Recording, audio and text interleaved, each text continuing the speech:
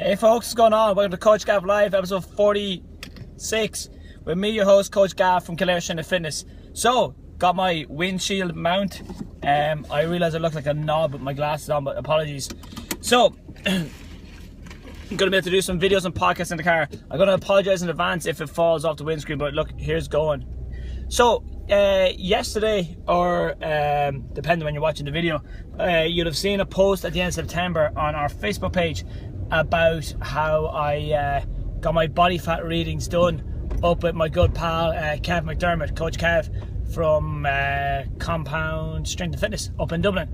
So anyways, the results came back and my total body weight was down 1.5 kilos. My total muscle or lean mass that I'm carrying on my frame was up 1.5 kilos. So that's a double bonus. And then also my total body, my total amount of fat that I was carrying on my body went down 2.5 kilos.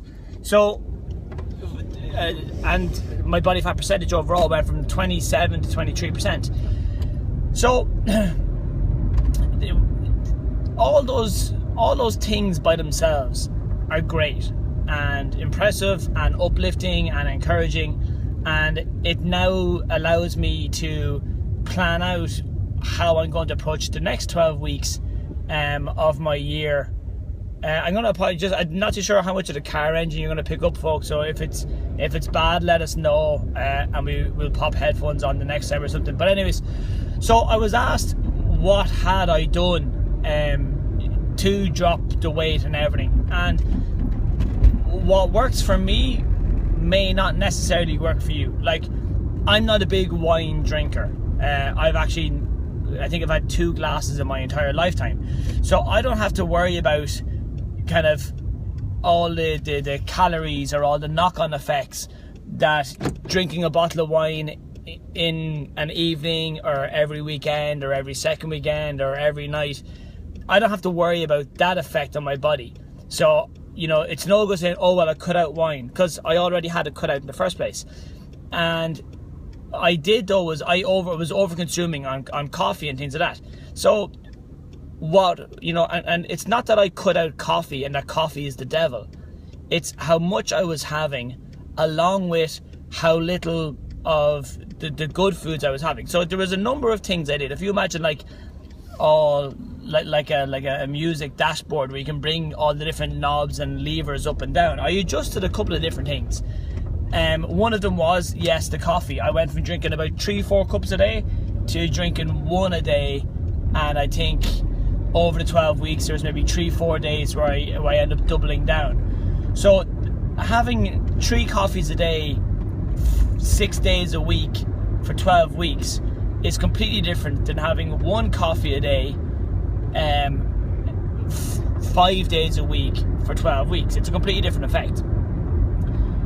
And for you to know what to change, like, I mean, and as the title says here, I still had pizza over the 12 weeks. I still had beers over the 12 weeks.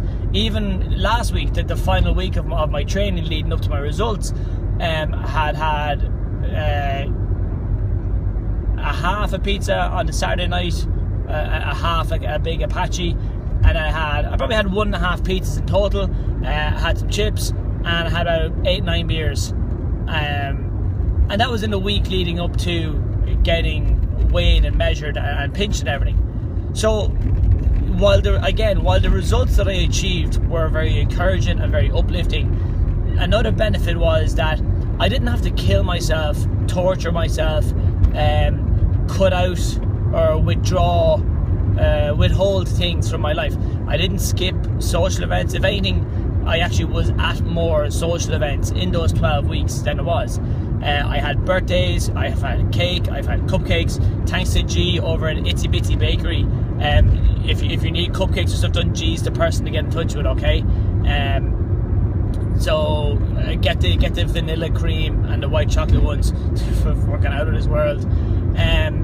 So I didn't like go on, like, I'm just doing paleo, so I'm only having like meats and vegetables, you know, or I didn't go, I'm having no beer at all. I probably had maybe 20 beers over the 12 weeks throughout the course of it all. So what I'm trying to get across here is that you can and should be able to include in your daily, weekly diet some of the things you like. Now this is where things get a little tricky, okay? The actual physical amount you get as part of your budget for your nutrition and your diet is quite low. So I take in about 2,200 calories a day, so we'll say 2,000 for argument's sake, okay? I put aside 10% of that every day, where that if I feel the urge to, I can have a little bit of chocolate, a couple of biscuits, a bag of crisps, something that will feed a craving that I may have, and then I don't feel like I'm starving myself, I don't feel like I'm torturing myself, I don't all of a sudden develop this crazy intense, oh my god, I've not had crisps in ages, I need some. It's about knowing your portion control, it's about knowing your calorie intake, it's knowing how much wiggle room you have to get to it. So moving forward, yeah, go on. If you're going to cross the road, firstly folks, if you're going to cross the road and it's busy, don't stop halfway. Like, fully commit to it, get across the fucking road, don't stop halfway. Anyways, so like, I now know going forward, so sitting at 23%, I want to get below 20. I'd like to get as close to maybe 17, 16 as possible. And I now know that I can either cut back a little more on the processed food, the coffees, the overconsumption in general, because that's something that's very important. Overconsumption, so overeating on anything at all, anything, will lead to weight gain, fat gain over time. Okay? Like when they say moderation is very doable.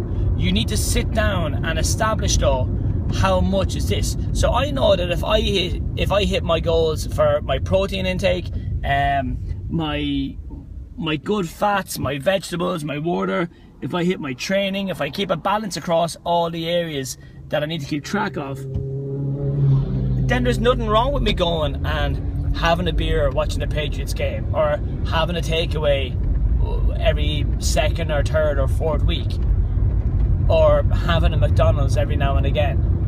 There's nothing wrong with that, when, like, all those things are pieces they're pieces of the puzzle. They're not the puzzle themselves. You know, my success wasn't based on the fact that I stopped drinking coffee. It was because doing that, along with doing everything else on top of it, all came together. Like, my training's improved, I've stayed, and it's just like the consistency with it. So if you're consistent with having enough protein in your diet, so basically meats, fish, eggs, peas, beans, lentils, chicken, poultry, all those things, and you're having enough good fats, so extra virgin olive oil, real butter, coconut oil, and the fat from meats as well, from red meats in particular, and you're also making sure that your veg intake is quite high and quite good and quite consistent. If you're hitting all those boxes, ticking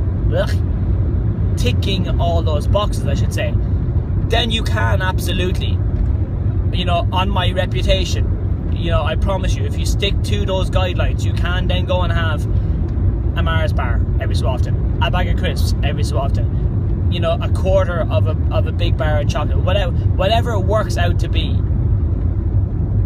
Now, the further you want to go, so if I want to start like pushing my results harder and get closer to like below 15, like want to get to like that 10 to 15% body fat, I get really shredded, I know my wiggle room on how much chocolate, crisp, beer, chips, pizza, you know, all those things, that wiggle room drops dramatically. So, and again, all these things they get together. Go back to episode 43.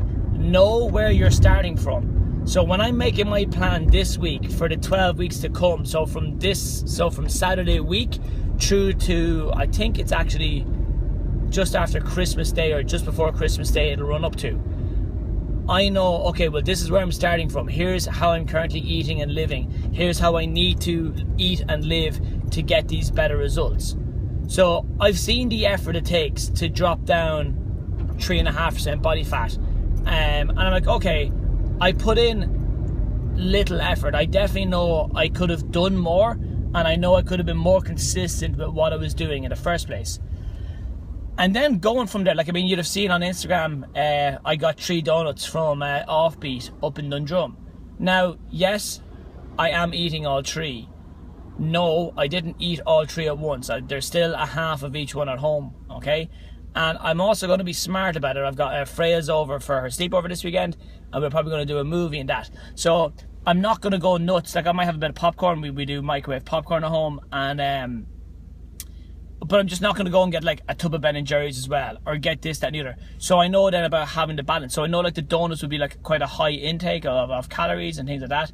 So I just know that I need to just readjust the scales as I go along, and not be like, have the donuts and the 4 slices of toast and the bag of crisps and the chips and the tub of ice cream and the popcorn later on and the jellies and a beer. So it's having that balance and having that kind of big picture perspective that allows you to go do those things. It'll probably be late November, December before I go and have donuts again. That doesn't mean I won't be having biscuits week in, week out. It just means, like, in particular, going to Offbeat Donuts or Rolling Donuts up in town, like those particularly what are they, gourmet donuts, I think is the niche in that they're calling them. But so you don't have to starve yourselves, folks. You really, really don't. You just need to be consistent. You need to put in the work, and you need to just be logical with it. Because I know the way I've lived for the last 12 weeks, I could keep living that routine very comfortably, very, very comfortably, very easily. And there is a part of me that is a little tempted to stay the course and see what happens next. But now that I've had a taste for the success that I'm capable of, I want to push on a little more. I'm not going to get crazy, because the goal is to always be able to live the routine over and over again. It's not something that I'm going to do this for 2 weeks, starve myself, and then, you know, away we go. It's being fit and healthy for every situation and every moment in life.